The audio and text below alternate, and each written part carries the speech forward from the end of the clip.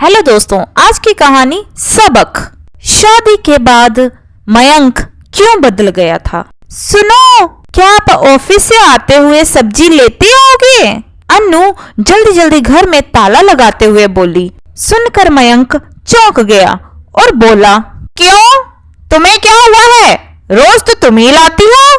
आज मुझे घर आने में देर हो जाएगी, मम्मी के घर जाना है, उनकी तबीयत ठीक नहीं है। अन्नू की बातें सुनते ही मयंक की त्योड़ियां चढ़ गई। तुम्हें तो रोज मायके जाने का कोई बहाना चाहिए।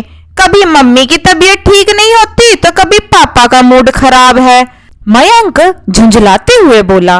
मयंक की बात सुनकर अन्नू रुआंसी सी हो गई।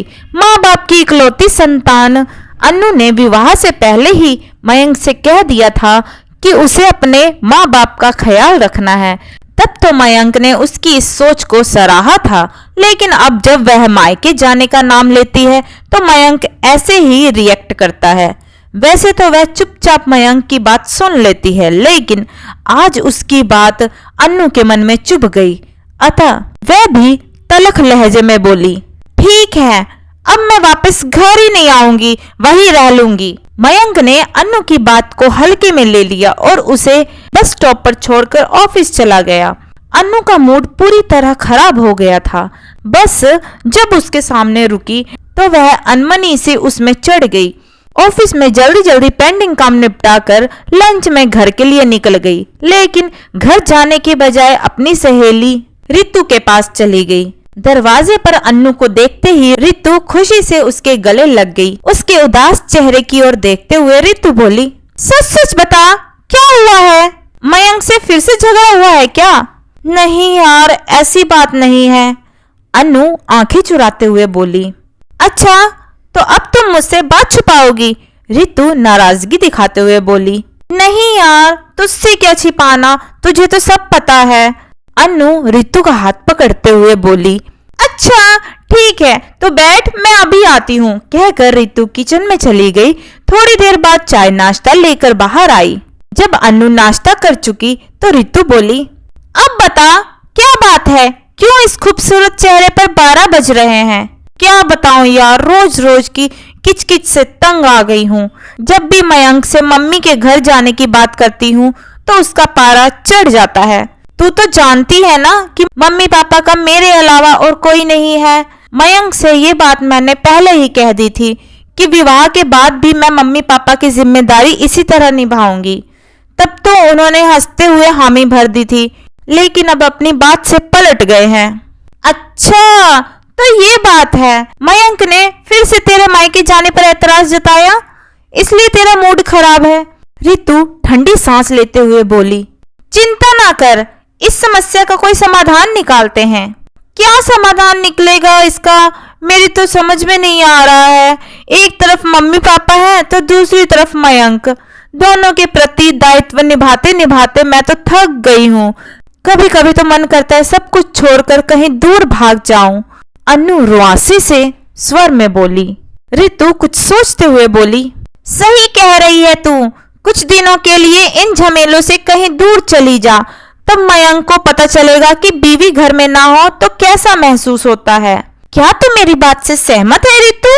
अन्नू असमंजस में भरकर बोली। और नहीं तो क्या, मैं कोई बात बिना सोचे समझे थोड़े ही करती हूँ, रितु बोली। पर जाऊं तो कहाँ जाऊं यार, ये भी तो एक समस्या है। कहीं जाने की जरूरत नहीं है, यही मेरे पास ही रह। वरुण पूरे महीने के लिए अमेरिका गए हैं, मैं घर में अकेली ही हूँ। दोनों सहेलियां मिलकर कॉलेज के दिनों की यादों को ताजा करेंगे।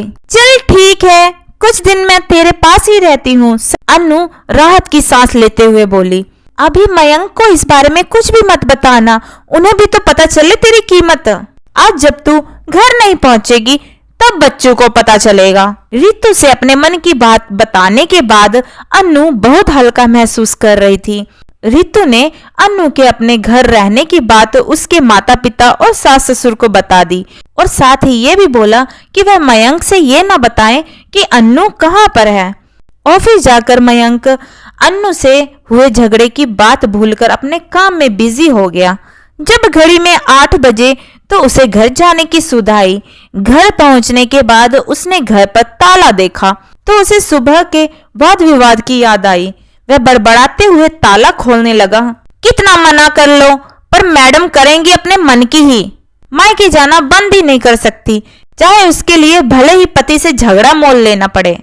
जब रात के 10 बजे भी अनु घर नहीं आई तो मयंक को गुस्सा आने लगा कि आज तो हद ही हो गई। 10 बज गए हैं, मैडम का कहीं पता नहीं है। आज घर आए तो इस मामले का सही तरह से निपटारा करता हूँ। लेकिन जब 12 बजे तक भी अनु घर नहीं आई तो मयंक को सुबह का वाक्य याद आ गया, साथ ही अपना डायलॉग भी याद आ गया कि तुम वहीं क्यों नहीं रुक जाती हो। अब उसे अपने आप पर गुस्सा आने लगा कि क्यों नहीं वह अपनी जबान पर नियंत्रण रख पाता है। अभी वह अन्नू को फोन करने की सोच रहा था कि फोन की घंटी बज उठी। धड़कते दिल से उसने रिसीवर उठाया तो उसके ससुर रमाकांत थे। क्या बात है पापा जी, इतनी रात को क्यों फोन किया है? मयंक झल्लाते हुए बोला। बेटा जरा अन्नू से बात करवा दो, आज वह यहाँ आने वाली थी पर आई नहीं, उसकी तबीयत तो ठीक है ना? रमाकांत सुस्त स्वर में बोला।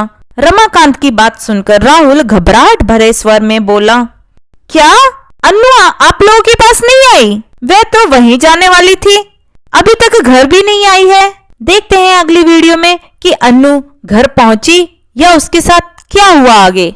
तो दोस्तों, आपको हमारी आज की ये कहानी सबक पार्ट 1 कैसी लगी कमेंट करके जरूर बताइएगा।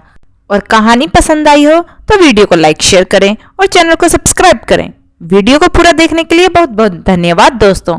तो मिलते हैं इस वीडियो के पार्ट 2 में, तब तक के लिए जय श्री कृष्णा।